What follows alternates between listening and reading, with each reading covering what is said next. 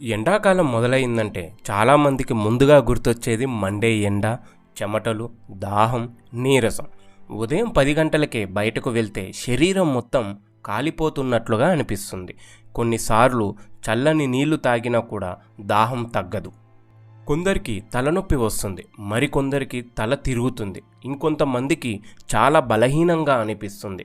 కానీ చాలామంది దీనిని సాధారణ విషయంగా తీసుకుంటారు. కానీ నిజానికి వేసవికాలం అనేది మన శరీరానికి ఒక పెద్ద పరీక్ష లాంటిది. బయట ఉష్ణోగ్రత పెరిగే కొద్దీ మన శరీరం కూడా ఆ వేడిని తట్టుకోవడానికి చాలా కష్టపడుతుంది. సరైన జాగ్రత్తలు తీసుకోకపోతే dehydration, heat exhaustion, heat strokes లాంటి ప్రమాదకరమైన సమస్యలు వచ్చే అవకాశం ఉంటుంది. అందుకే ఈ వీడియోలో ఎండాకాలంలో తీసుకోవాల్సిన ముఖ్యమైన జాగ్రత్తలు ఏమిటి, ఎక్కువ వేడి వల్ల మన శరీరంలో ఏం జరుగుతుంది, అసలు ఏం తినాలి, ఏం తాగాలి, ఏం చెయ్యకూడదు, హీట్ స్ట్రోక్ లక్షణాలు ఏమిటి అన్నీ పూర్తిగా క్లియర్గా తెలుసుకుందాం. ఎండాకాలం మన శరీరంపై ఎలా ప్రభావం చూపుతుంది? మన శరీరం సాధారణంగా ఒక నిర్దిష్టమైన ఉష్ణోగ్రతలోనే బాగా పనిచేస్తుంది. కానీ బయట ఎక్కువగా వేడి ఉన్నప్పుడు ఆ వేడి ప్రభావం మన శరీరం పైన పడుతుంది. శరీరం లోపల ఉష్ణోగ్రత పెరిగినప్పుడు మన బాడీ చెమట ద్వారా వేడిని బయటకు పంపించే ప్రయత్నం చేస్తుంది. అందుకే ఎండలో ఎక్కువసేపు ఉంటే చెమటలు బాగా పడతాయి. కానీ ఎక్కువగా చెమటలు పడటం వలన శరీరంలో నీరు మాత్రమే కాదు, ముఖ్యమైన లవణాలు కూడా తగ్గిపోతాయి. దాంతో శరీరం బలహీనపడటం మొదలవుతుంది. మొదట తలనొప్పి వస్తుంది, ఆ తర్వాత అలసట, తర్వాత నీరసం, కొన్నిసార్లు కళ్ళ ముందు చీకట్లు కూడా కనిపించవచ్చు. సరైన సమయంలో జాగ్రత్తలు తీసుకోకపోతే ఇది హీట్ స్ట్రోక్ వరకు వెళ్ళే ప్రమాదం ఉంటుంది. హీట్ స్ట్రోక్ అనేది చాలా ప్రమాదకరమైన పరిస్థితి. ఇందులో శరీర ఉష్ణోగ్రత చాలా ఎక్కువగా పెరుగుతుంది. సరైన సమయంలో చికిత్స అందకపోతే ప్రాణాలు కూడా ప్రమాదం కలగవచ్చు. అందుకే వేసవి కాలాన్ని ఎప్పుడూ తేలికగా తీసుకోకూడదు. ఎండాకాలంలో నీళ్లు ఎందుకు ఎక్కువగా తాగాలి? ఎండాకాలంలో మన శరీరం చెమట ద్వారా చాలా నీటిని కోల్పోతుంది. అందుకే వేసవిలో తరచుగా నీళ్లు తాగడం చాలా ముఖ్యం. చాలామంది దాహం వేసినప్పుడు మాత్రమే నీళ్లు తాగుతారు, కానీ అది సరైన పద్ధతి కాదు. ఎందుకంటే దాహం వేయడం అంటే అప్పటికే శరీరంలో నీటి స్థాయి తగ్గిపోతుందని అర్థం. అందుకే దాహం వేయకముందే నీళ్లు తాగడం అలవాటు చేసుకోవాలి.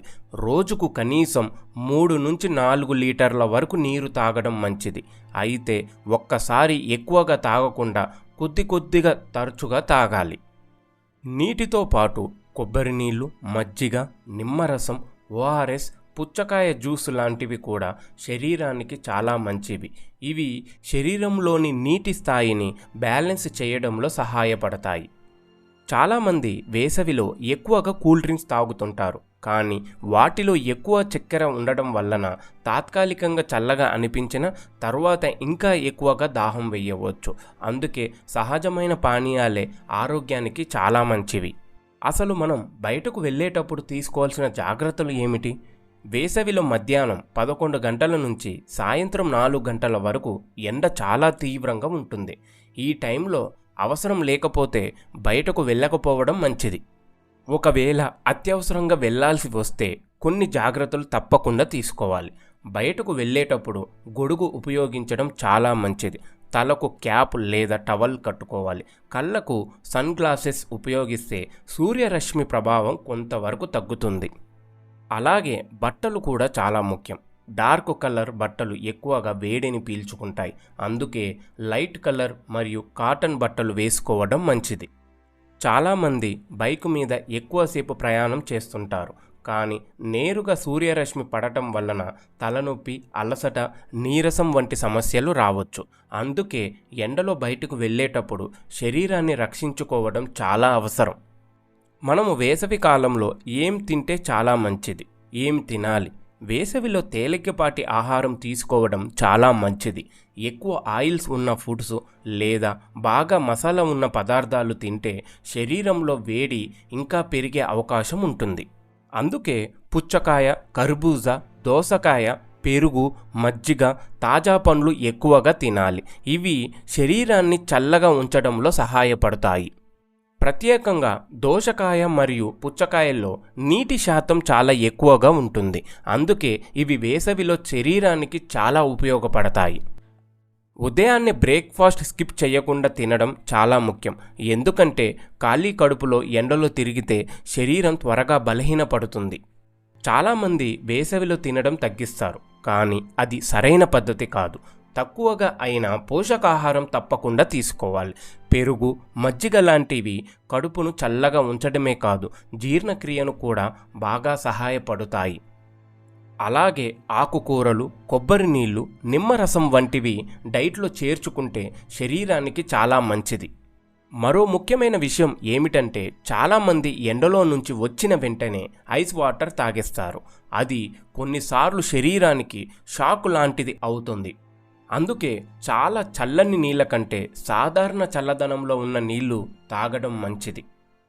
ఇంకా ఒక ముఖ్యమైన విషయం, బయట రోడ్లపై అమ్మే కట్ ఫ్రూట్స్ లేదా ఎక్కువసేపు బయట ఉంచిన ఫుడ్స్ తినడం తగ్గించాలి. వేసవిలో అవి త్వరగా పాడైపోయే అవకాశం ఉంటుంది.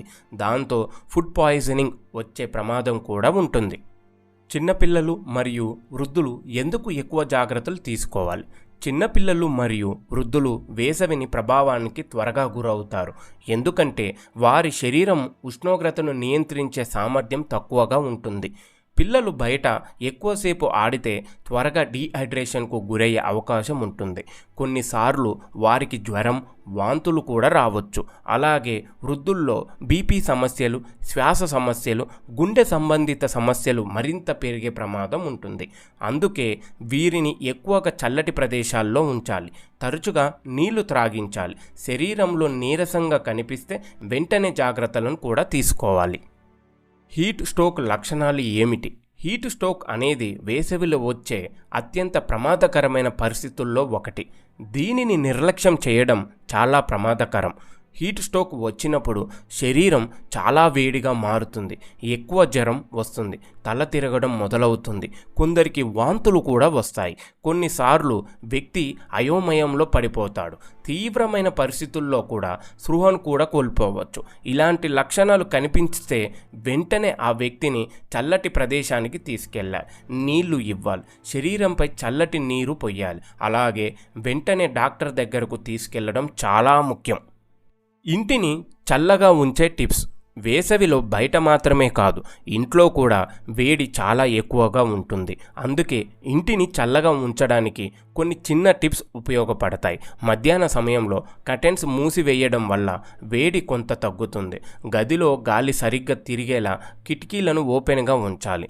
ఇంట్లో మొక్కలు పెంచడం కూడా చాలా మంచిది. అవి చుట్టూ ఉన్న వాతావరణాన్ని కొంతగా చల్లగా ఉంచడంలో సహాయపడతాయి.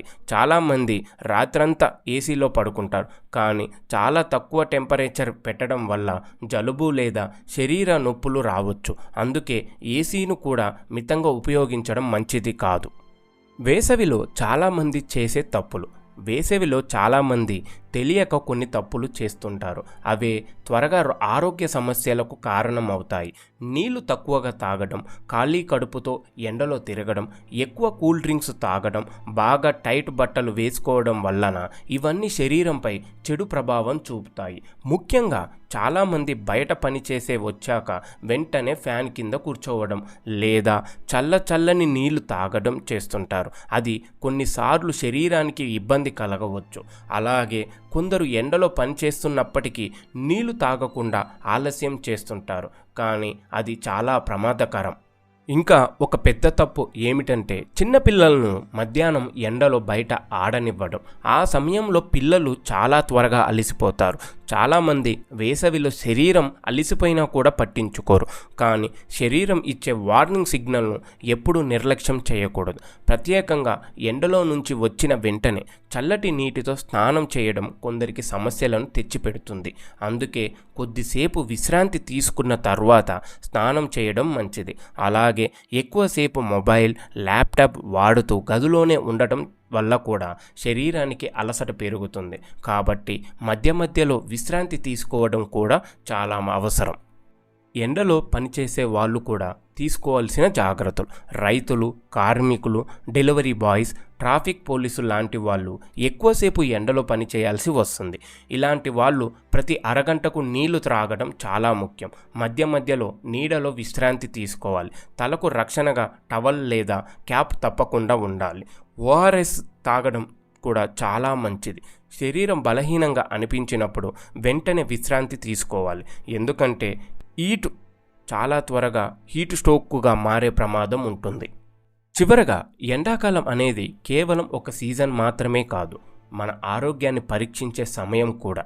చిన్న చిన్న జాగ్రత్తలు తీసుకుంటే పెద్ద ప్రమాదాలను కూడా చాలా ఈజీగా దూరం పెట్టవచ్చు. నీళ్లు ఎక్కువగా తాగండి, శరీరాన్ని చల్లగా ఉంచండి. అవసరం లేకపోతే మధ్యాహ్నం ఎండలో తిరగకండి. మన ఆరోగ్యం మన చేతుల్లోనే ఉంటుంది. ఈ వీడియో మీకు ఉపయోగపడితే తప్పకుండా మీ ఫ్యామిలీ మరియు ఫ్రెండ్స్తో షేర్ చేయండి. ఎందుకంటే ఈ సమాచారం ఎవరికైనా ఉపయోగపడవచ్చు. ఇలాంటి మరిన్ని ఆసక్తికరమైన మరియు ఉపయోగపరమైన వీడియోల కోసం ఛానల్ను సబ్స్క్రైబ్ చేయండి. Thank you for watching.